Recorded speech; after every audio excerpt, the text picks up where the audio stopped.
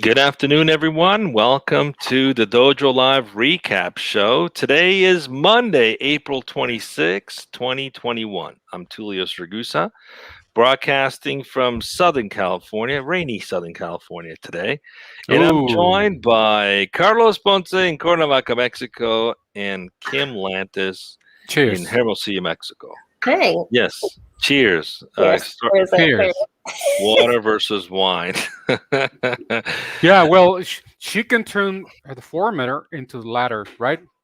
Oh, is that so? You Yeah, got those probably. miracle abilities. Yeah, yeah, yeah.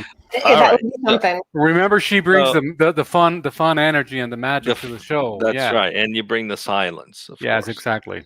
So we're bantering because we only had one show last week, and usually we do the recap in 10 minutes. So uh, we're trying to squeeze in 4 shows in 10 minutes. Today we're going to stretch one show in 10 minutes. So the show was, well, we also going to make some announcements. We got some exciting things happening here at Dojo Live. We're expanding our shows. We'll talk about that after we do the recap. So, just a second. Hold on to that thought. The show last week was customer success, evolving from narrow scope to C scope. We had Srisha Ramdas, who's the GM and SVP at Stride Deck Medallia. He was actually the founder and CEO of Stride Deck that got acquired by Medallia, and has been a pioneer of customer success for many, many years. And the one thing that was clear with the conversation we had was that the companies that are doing it right have the C suite executives involved in the process of pushing the customer success initiatives across the organization. And the reason for that is because they see it as a strategic effort to, one, better serve customers, two, gain insights that we would otherwise not gain by having those relationship tightly wound with customers, and finally, when it comes to customer success, it is a, I've always believed you're either growing the account base or you're shrinking it. There's no standing still. So it is a sales effort.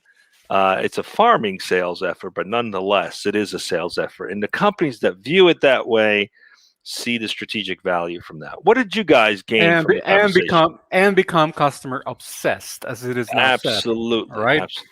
What Yeah. stood out for you guys? That's what stood out for me. Yeah, I think that, and well, I just mentioned it. I mean, you cannot get to a point where you can actually create a company from the ground up and exit it successfully without becoming customer obsessed, because I think that customers are your customer base at the end of the day is the what defines at some point your level of success. You cannot have one without the other. So if Shrisha actually managed to come to a point where he exited the company very successfully, then it tells us a lot about what customer obsession is. And so there's no. I think that for me, the way I see it is that's the only way to go. It's like, or at least it's one of the most important items to go. Is when you become obsessed with your customers. Your customers love you. You're successful at whatever it is that you're embarking on. It's to me, as a layman, as a user, as a non-expert, that's that's the way I see it. That's what happened here. That's what we saw in the conversation. Yeah, I think my biggest takeaway is the fact that customer success, A, needs to be thought about and put on the table from the very beginning, right? Something that really should be, just as you're getting your company started, a major focus, and that role should have a proper seat at the table, so to speak, right? The C-level role, somebody who's completely involved in every aspect, just as much of a decision maker, as your CTO, CMO, CFO, you name it, right? The C-level. And just sort of how it is, at least my understanding, this role kind of many hats, right? It's sort of like that. It's everyone's job, but it's no one's job. And I think if we keep having that ostrich, head in the sand sort of perspective, then we're missing out on a lot. And so to really make it an official job and giving it the importance that it has to fully take advantage of the data and whatever else that you're discovering on all facets with somebody who has the ability to communicate that across the entire company is really intriguing. You know, I have to say, over the years, the one thing I've seen that most companies that are very effective in maintaining strong, sticky relationships with their customers, they all have one thing in common. They have a land and expand strategy. They sell a logo, they bring it in, and then they expand it, and they put a lot of energy into that expansion. And there's a lot of best practices, from quarterly business reviews to semi-annual summits to mastermind meetings. There's round tables, customer council. There's so many different initiatives and best practices to get really good at connecting with your customers. And but what's great about today is that a lot of these things are automated. You have the technology that can facilitate all these activities, whereas before you only had a few really senior people that knew these things very well. And so if you were managing those relationships from those senior folks, they got served well. The newbies perhaps weren't doing as good as a job, right? They didn't have the tools, they didn't have the wherewithal to get this be effective at it. But with this technology, with automation, there's really no excuse. You know, you can actually enable everyone in the organization to be more effective at managing the customer success. So that's the key thing, is the advantage of the advancements in technology.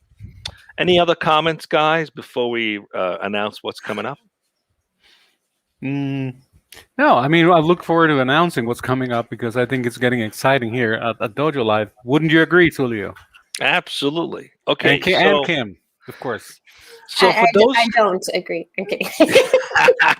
For those of you who've been following us for some time now, for several years, first of all, we're almost at 500 interviews. We're going to announce that soon when that happens. But last year, we did half of all the interviews we've done in the past 4 or 5 years, which is phenomenal. We added literally a segment every day but Friday, right? It's like, why not Friday? Because we want to have lunch one day a week. So that's why we don't have it on Friday. Or wine. Or wine. Or so, wine. So we also added a segment on Wednesday mornings at 10 a.m. Pacific, 1 p.m. Eastern, which is more focused on digital transformation. So as of today, we have the 12 p.m. show, which is talking to all the technology luminaries about the latest trends, the people who are actually making the technology and creating the marketplace. And at 1 p.m. Eastern on Wednesdays, we are talking to companies going through digital transformation who share experiences around that. And we're adding a segment on Thursday at 12:30 p.m. Sydney time, Australia time. We're going to have a show in local Sydney, Australia, with a host who's a local resident of Australia. So we're going to be adding an Asia Pacific show at 7:30 p.m. Pacific, 12:30 p.m. local time in Sydney. It's going to be 10:30 a.m. in Malaysia and 8:30 a.m. in India. So we're excited to be adding an Asia Pacific focused show with local guests in those markets, local companies in those markets. So stay with us as we make this happen over the next probably couple of months. We're preparing to do so, and we're going international. That's really the big announcement. International, it is. What do we got coming up the rest of this week, Carlos? We got like 50 seconds left. Okay, we got 2 shows, Tulio. We got a conversation with the founder and CEO of Niagara Networks, Ben Askarinam, and Zeeb Dreyer, the founder and CEO and the VP of Corporate Strategy and Marketing, respectively. And on Thursday, we'll be speaking with DV Kashi, the principal at Deed.com. So that's what we have. We have 2 shows this week. All right. See you all back tomorrow at 12 o'clock, 12 p.m. Pacific. Stay safe. Bye.